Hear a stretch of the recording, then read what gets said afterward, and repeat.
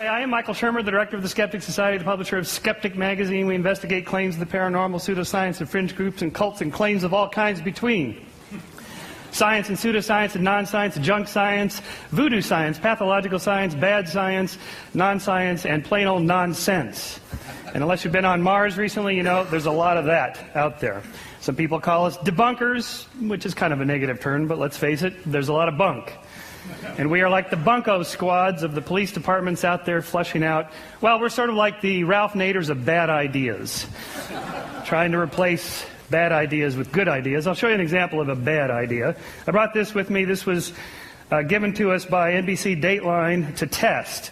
It's produced by the Quadro Corporation of West Virginia. It's called the Quadro 2000 Dowser Rod. This was being sold to high school administrators for $900 a piece. It's a piece of plastic with a Radio Shack antenna attached to it. You can douse for all sorts of things, but this particular one was built to douse for marijuana in students' lockers. So the way it works is you go down the hallway and you see if it tilts toward a particular locker, and then you open the locker. So it looks something like this. I'll show you. Well, it has kind of a right-leaning bias, so I'll show you. Well, this is science, so we'll do a controlled experiment. It'll go this way for sure.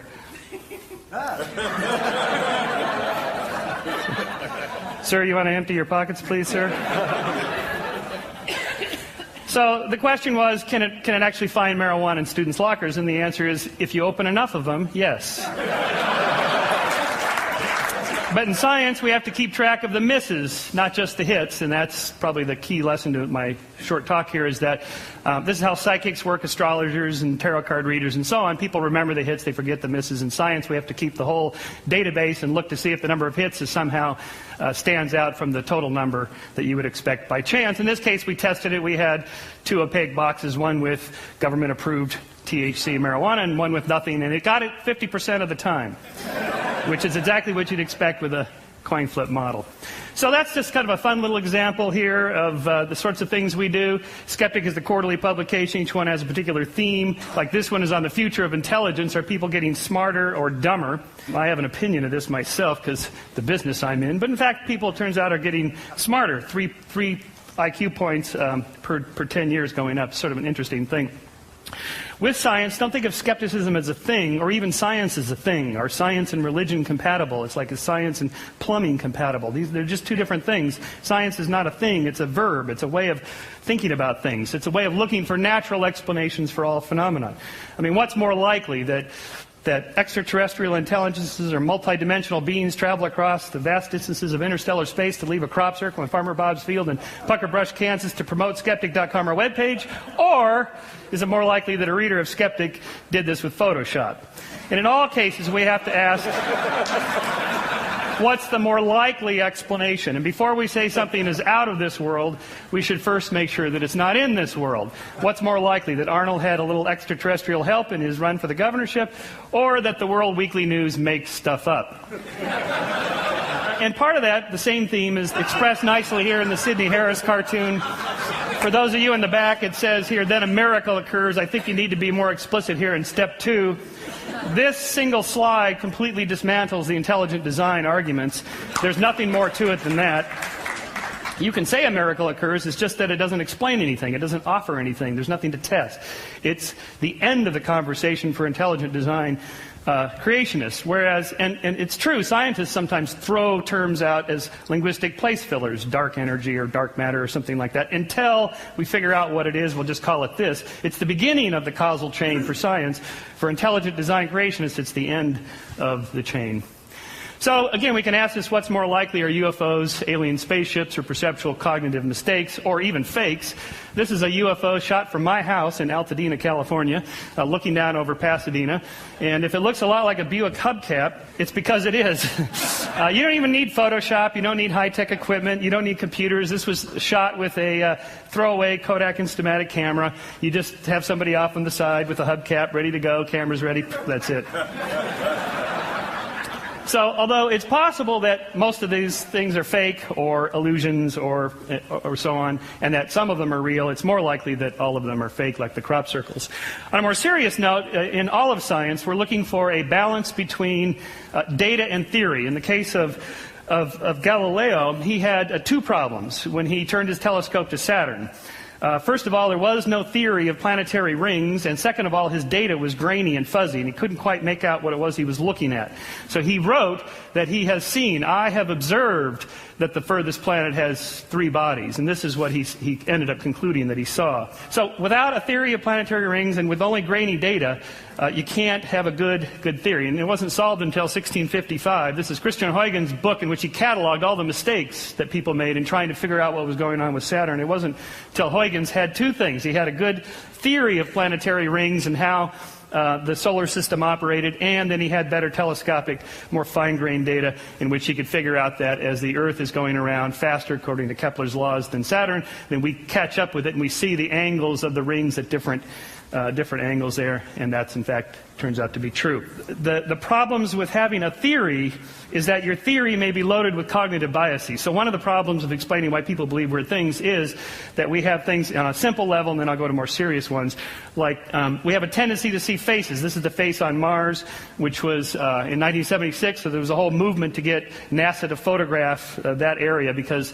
people thought this was monumental architecture made by Martians. Well, it turns out here's the close-up of it from 2001. If you squint, you can still see the face. And when you're squinting, what you're doing is you're turning that from fine grain to coarse grain. And so you're reducing the quality of your data. And if I didn't tell you what to look for, you'd still see the face because we're programmed by evolution to see faces. Faces are important for us socially. And, of course, happy faces, faces of all kinds are easy to see. You can see the happy face on Mars there. If astronomers were frogs, perhaps they'd see Kermit the Frog. Do you see him there? Little froggy legs. Or if geologists were elephants. Religious iconography discovered by a Tennessee baker in 1996. He charged $5 a head to come see the nun bun until he got a cease and desist from Mother Teresa's lawyer. Here's Our Lady of Guadalupe and Our Lady of Watsonville, just down the street, or is it up the street from here? Tree bark is particularly good because it's nice and grainy, branchy, black and white, splotchy, and you can get the pattern-seeking. Humans are pattern-seeking animals. Here's the Virgin Mary on the side of a glass window in Sao Paulo. Here's the Virgin Mary made her appearance on a cheese sandwich, which I got to actually hold in a Las Vegas casino, of course, this being America. This casino paid $28,500 on eBay for the cheese sandwich. But who does it really look like? The Virgin Mary? Has that sort of puckered lips, 1940s era look. Virgin Mary in Clearwater, Florida. I actually went to see this one. There was a lot of people there of the faithful come to be in their wheelchairs and crutches and so on. And we went down and investigated. This to give you a size, that's Dawkins, me, and the amazing Randy next to this 2.5 story size image. All these candles, so many thousands of candles people had lit in tribute to this. So we walked around the backside just to see what was going on here. It turns out wherever there's a sprinkler head and a palm tree, you get the effect. Here's the Virgin Mary on the backside, which they started to wipe off. I guess you can only have one miracle per building. So is it really a miracle of Mary, or is it a miracle of Marge? And then I'm going to finish up with another example of this with auditory illusions. There's this film White Noise with Michael Keaton about the dead talking back to us. By the way, this whole business of talking to the dead, it's not that big a deal. Anybody can do it. Turns out it's getting the dead to talk back. That's the really hard part. In this case, supposedly these messages are hidden in electronic phenomena. There's a reversespeech.com webpage in which I downloaded this stuff. Here is the forward. This is the most famous one of all of these. Here's the forward version of the very famous song. If there's a bustle in your hedgerow, don't be alone there. It's just a sprinkling for the maiden queen. Yes, there are 2 paths you can go by. But in the long run, there's still time to change the road you're on. Boy, can you just listen to that all day? All right, here it is backwards, and see if you can hear the hidden messages that are supposedly in there.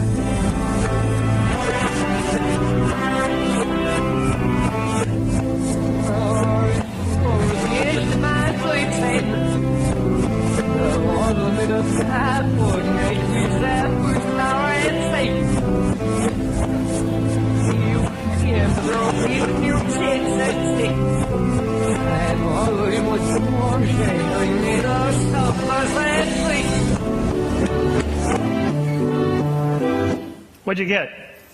Satan. Okay, well, at least we got Satan. Now I will prime your auditory part of your brain to tell you what you're supposed to hear, and then hear it again.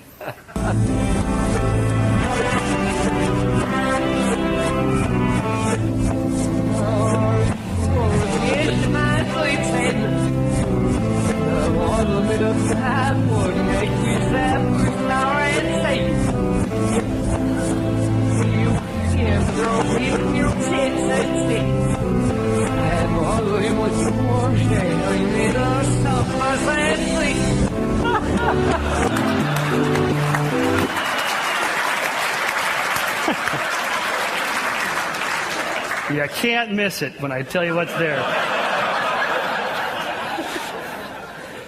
All right, I'm going to just end with a positive, a nice little story about the Skeptics is a nonprofit educational organization. We're always looking for little good things that people do. In England, there's a pop singer, one of the top popular singers in England today, Katie Melua, and she wrote a beautiful song. It was in top 5 in 2005, called 9 Million Bicycles in Beijing. It's a love story. She's sort of the Norah Jones of the UK, about how much she loves her guy and compared to 9 million bicycles and so forth. And she has this one passage here.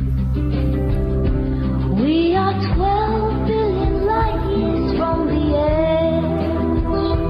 That's a guess. No one can ever say it's true, but I know that I will always be with you. Well, that's nice. At least you got it close. In America, it would be we're 6,000 light years from the edge. But my friend Simon Singh, the particle physicist, now turned science educator, and he wrote the book The Big Bang and so on, uses every chance he gets to promote good science. And so he wrote an op-ed piece in The Guardian about Katie's song, in which he said, well, we know exactly how far from the edge. It's 13.7 billion light years, and it's not a guess. We know within a precise error bars there how close it is, and so we can say, although not absolutely true, that it's pretty close to being true. And to his credit, Katie called him up after this op-ed piece came out and said, I'm so embarrassed. I was a member of the astronomy club, and I should have known better. And she recut the song, so I will end with the new version. We are 13.7 billion light years from the edge of the observable universe. That's a good estimate with well-defined error bars. And with the available information, I predict that I will always be with you. How cool is that?